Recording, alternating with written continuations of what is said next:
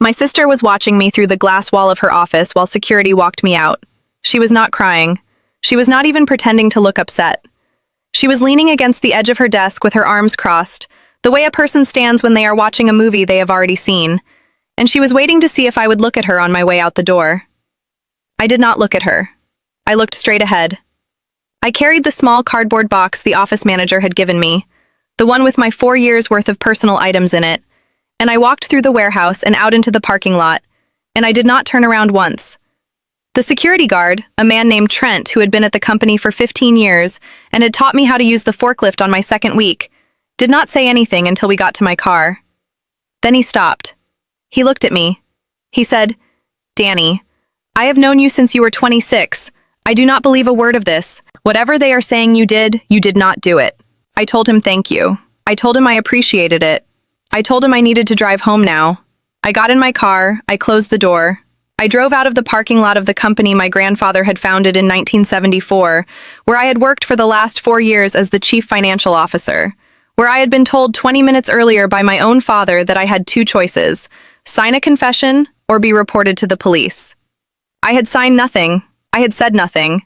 I had let my mother weep in the hallway and my father bang his fist on his desk, and my sister stand in her glass office with her arms crossed, and I had walked out with my cardboard box, and I had decided in the parking lot, with my hands on the steering wheel of a car I had bought used 3 years earlier, that I was never going to spend a single second of my life trying to clear my name.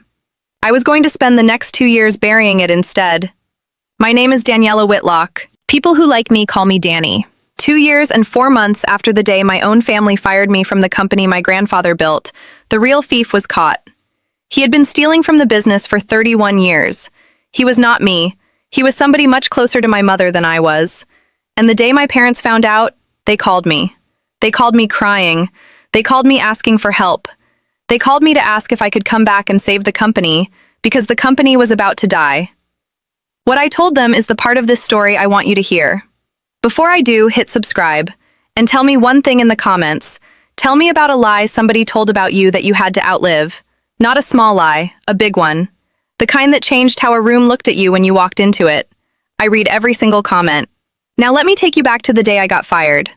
My grandfather started Whitlock Heating and Cooling in 1974 in a town in central Ohio that does not exist on most maps. He started it with a single truck, a single set of tools, and a customer base of about 12 neighbors who needed their furnaces fixed before the winter. By the time he died, when I was 19, the company had 46 employees, 3 trucks, and a service area that covered most of the eastern half of the state.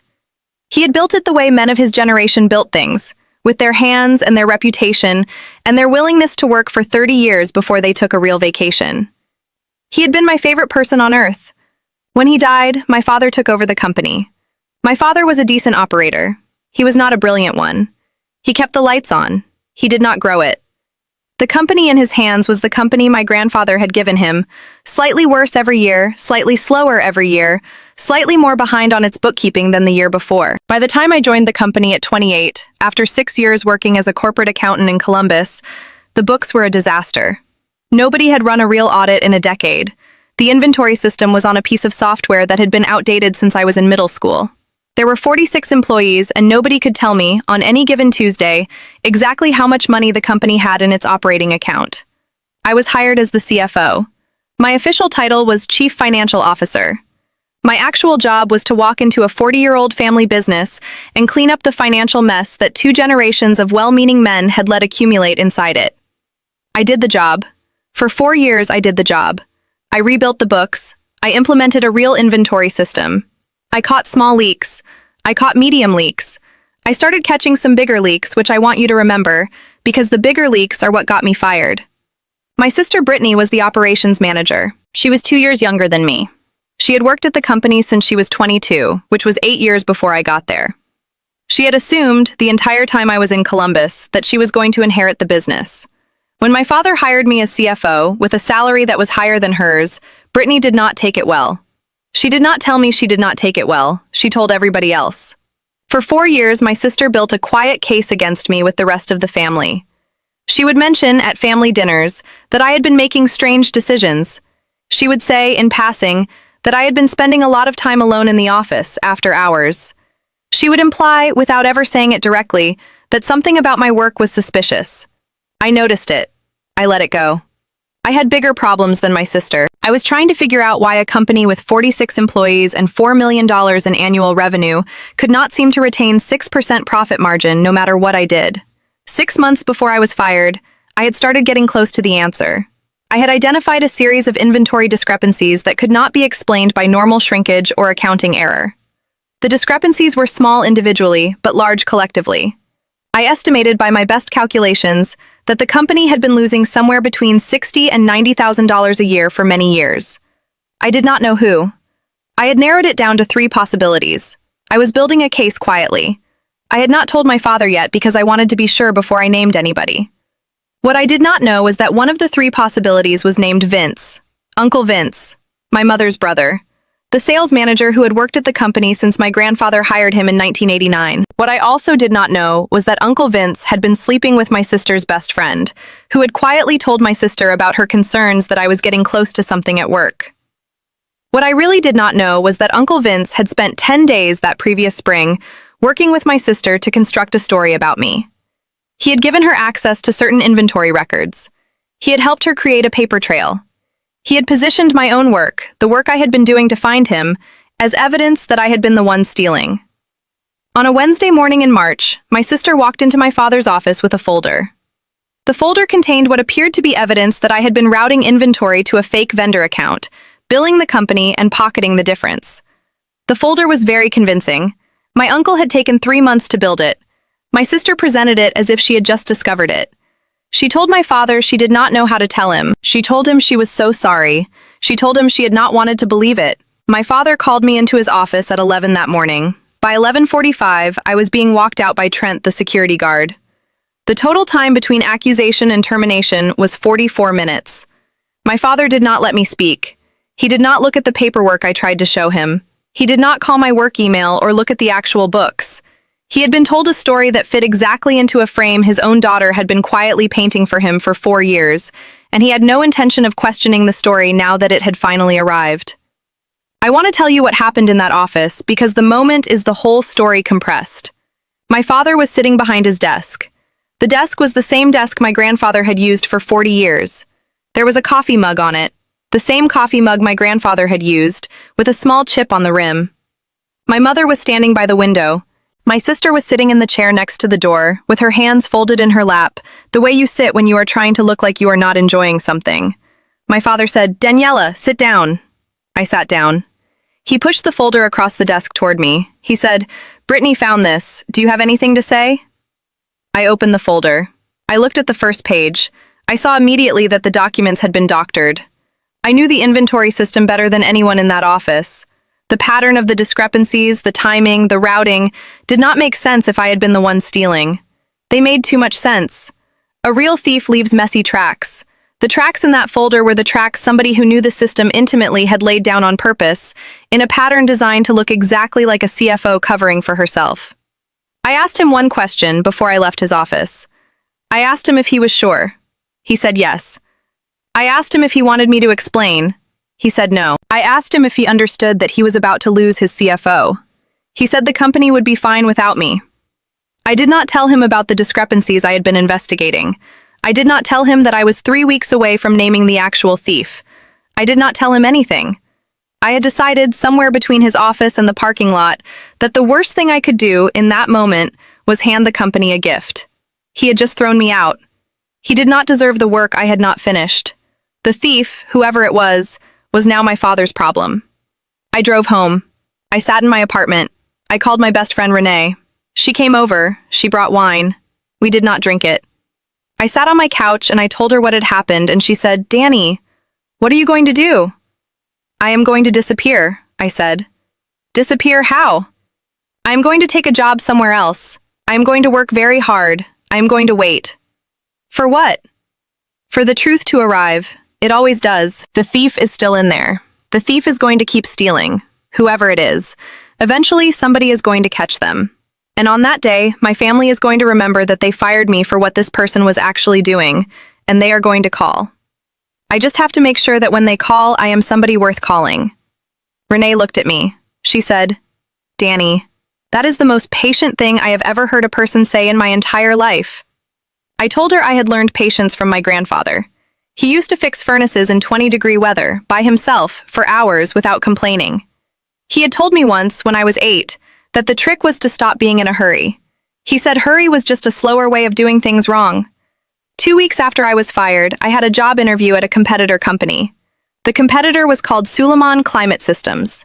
It was about an hour from where I lived. It had been founded in 2003 by a woman named Halima Suleiman, who had emigrated from Egypt with her husband in the 1990s, and who had spent 20 years building her company into the second-largest HVAC business in the eastern half of the state. The largest, until very recently, had been my family's company. Suleiman Climate had been gaining ground for about a decade, but they had never quite caught up. I got the interview because I had quietly applied to it 3 days after I was fired. I had updated my resume in the parking lot of a coffee shop on the way home. I had sent it out cold to 5 different companies in the region. Suleiman called me back within 48 hours. Halima Suleiman interviewed me herself. She was a small woman in her early 60s with gray hair and a very direct way of asking questions. She had read my resume. She knew exactly who my family was. She knew exactly who Whitlock Heating and Cooling was because they were her primary competitor. She did not pretend not to know any of this. Her first question to me was, "Why are you available?" I told her the truth. I told her I had been fired by my own family. I told her my sister had constructed a false case against me and that my father had believed it without looking at the evidence. I told her I believed somebody else at the company had been stealing for years and that whoever it was had used my sister to get rid of me. Halima Suleiman listened without writing anything down. When I finished, she said, "Daniela, I am going to ask you a hard question. If I hire you, will you use what you know about your family's company to give us an unfair advantage?" "No," I said. "I will not. I am not going to do anything illegal, and I am not going to use information I obtained as their CFO. But I am going to do my job, and my job here will be to make this company more profitable.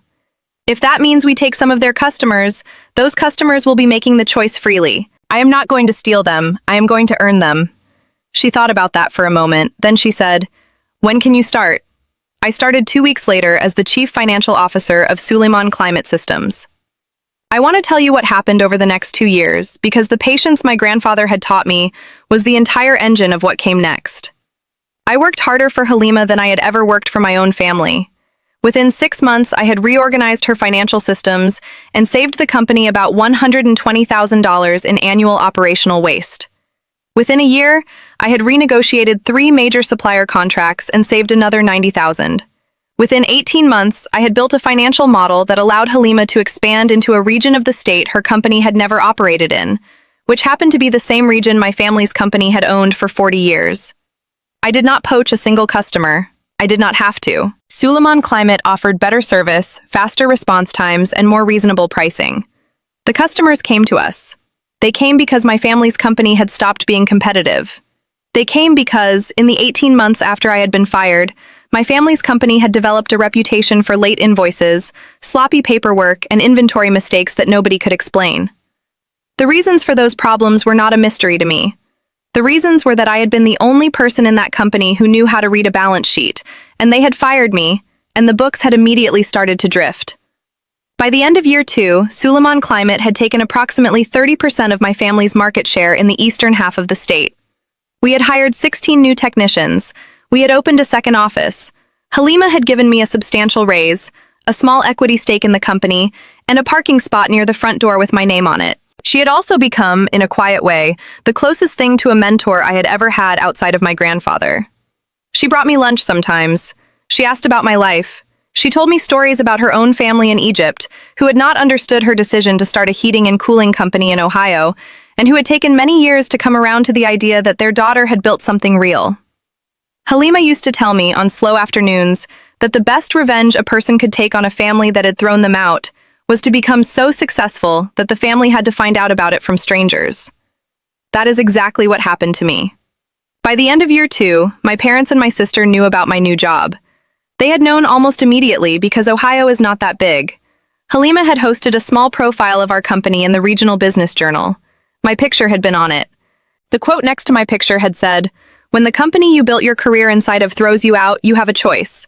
You can wait for them to take you back, or you can build something they cannot keep up with." My family had read that quote. I knew because my mother had called me the week it ran. She had left me a voicemail. She had said in a hurt voice that the things I had said had been very public, and that the family had been embarrassed, and that I had not had to be so cold about it. She had not, in the voicemail, asked me how I was doing. She had not, in the voicemail, mentioned that my father had been wrong. She had just told me I had embarrassed the family. I had not called her back. Then, in the summer of the second year, my father hired a forensic auditor. He hired the auditor because the company was failing and he could not figure out why. The auditor was a man named Ariel Donovan, who I had never met but had heard of professionally. Mr. Donovan came in with a team. They spent 2 months going through the books. What they found was what I had almost found, 2.5 years earlier, before my sister had walked into my father's office with a folder. Uncle Vince had been stealing from the company for 31 years. He had been stealing in small amounts at first, through a series of fake vendor accounts that he himself had set up in 1992, when my grandfather was still alive and the bookkeeping was being done by hand by a woman who had retired in 1996 without ever auditing the accounts she had inherited. By the time I had joined the company in my late 20s, Uncle Vince had been stealing about $110,000 a year for over 2 decades. The total estimated theft by Mr. Donovan's calculation was somewhere between $3.5 and $4 million over 31 years. He had been the one I was about to catch when my sister had walked into my father's office. He had used my sister's resentment of me to engineer my removal.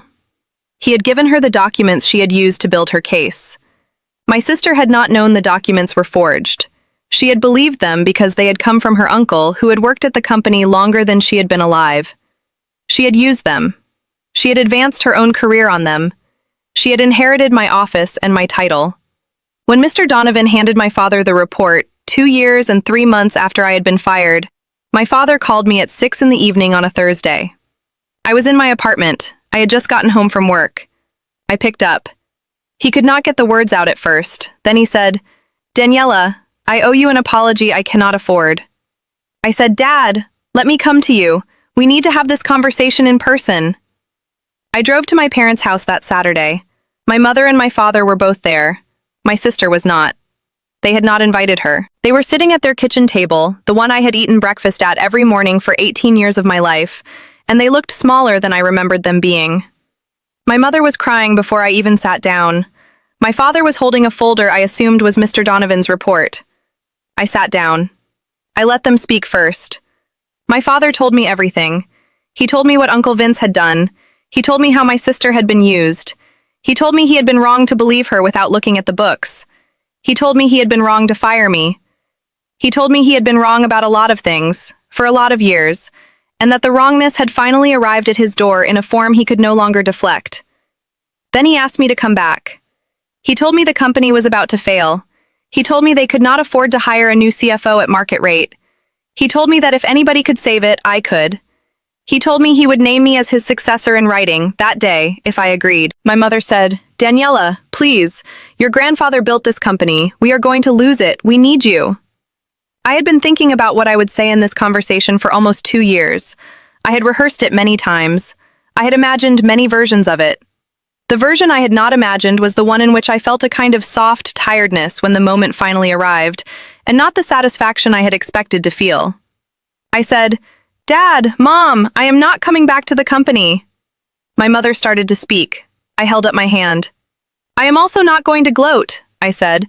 "I am not going to say I told you so. I am not going to ask for an apology beyond what Dad has already said. I am not going to refuse to speak to you. I am not interested in any of those punishments. I am also not interested in the reward you are offering, which is the chance to come back and rescue something I was thrown out of by people who never really wanted me there in the first place. I have a job. I have a boss who actually treats me like an asset. I have built a life that is bigger than the one I had before, and I am not going to leave it to come back to a building that you only want me in now because you are about to lose it. I love you both. I am sorry about Uncle Vince. I am sorry about the company, but I am not the answer to this problem. You will have to find a different one." My father said, "Daniela, the company is going to die." "Yes," I said, "it might. That is not my responsibility to fix. I gave you 4 years of the best work of my life. I would have given you 40 more if you had not fired me. But you fired me. You closed that door. I do not have an obligation to open it back up just because the wind has changed." My mother was crying harder now. She said, "What about Brittany? Does this mean you are not going to forgive Brittany either?" "Mom," I said, "Brittany was used. I understand that. But Brittany also wanted to use what was being offered to her." She did not stop to ask hard questions about that folder because she did not want to know the answers. I forgive her, eventually, when she comes to me herself and apologizes herself, without you forwarding the message. That has not happened yet. I am not going to chase it. I stayed for another hour. I drank a cup of coffee. I let my mother hug me. I let my father shake my hand, which was the most physical affection my father had ever shown me. I drove home. I have not gone back to the family company. The company sold, 6 months later, to a small private equity firm that bought it for parts. Most of the employees were retained. My family lost most of what they had put into it. Uncle Vince was charged with embezzlement. He took a plea deal. He is on probation and paying restitution that he will never finish paying. My sister left the company before the sale and moved to Chicago. She has not contacted me. I do not expect her to. She is going to spend a long time figuring out what part of her own choices were hers and what part were her uncle's, and that is work she has to do alone. Halima made me a partner at Suleiman Climate last spring. The company is doing well. We are still growing. I drive to work every morning past the building my grandfather built, which is now a different company with a different sign, and most days I do not feel anything when I see it. Some days I feel a small, clean sadness, the way you feel about an old photograph of a place you loved that has been torn down. The grief I have for my grandfather is separate from the grief I have for the company. He had built something. Other people had let it go. I cannot fix that for him from where I am now. I want to tell you what I have learned because I think this part is important. When somebody tells a lie about you that destroys your life, you have two choices. You can spend the next 10 years trying to clear your name, knocking on doors that have been closed against you, explaining yourself to people who have already made up their minds. Or you can spend those 10 years building a life so good that the lie collapses on its own. Most people pick the first option. The first option feels like justice. It is not. It is a trap. The first option keeps you tied to the people who lied about you. It keeps you in their orbit. It keeps you spending your energy on their opinion of you. You can spend a decade trying to clear your name, and at the end of it, the people who lied about you will still not believe you, because they have invested too much in the lie to believe anything else now. The second option costs you something different. The second option requires you to walk away while the lie is still being told. It requires you to not respond to it. It requires you to let people you love think badly of you for as long as it takes. That is a hard thing. It feels like dying a little. But the second option is the only one that actually works. Because while you are not defending yourself, you are doing something else. You are getting better. You are getting stronger. You are building. And eventually the truth arrives, the way the truth always arrives when somebody is stealing from a system, and the people who lied about you turn around to look for you, and you are no longer where they last saw you. You are somewhere bigger. You are somewhere they cannot reach. And on that day, the lie is not just disproved. The lie is irrelevant. You have outlived it. The truth, when it finally arrives, is going to look at you and say, "Where have you been all this time?" The right answer is, "I have been getting ready for you." The truth has a slow stride. It does not run. It does not need to.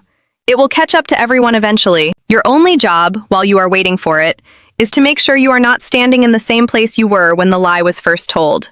Move. Build, get bigger, get further. By the time the truth arrives, the people who lied about you should have a hard time finding you. That is the win. I want to ask you something before you go. Tell me in the comments the lie that was once told about you that you had to outlive. The lie that closed a door. The lie that changed how a room looked at you when you walked in. The lie that you eventually outgrew instead of arguing with. Tell me what the lie was, and tell me if you have lived long enough to know what you built instead. I want to know. I will be reading every single comment. I will see you in the next one.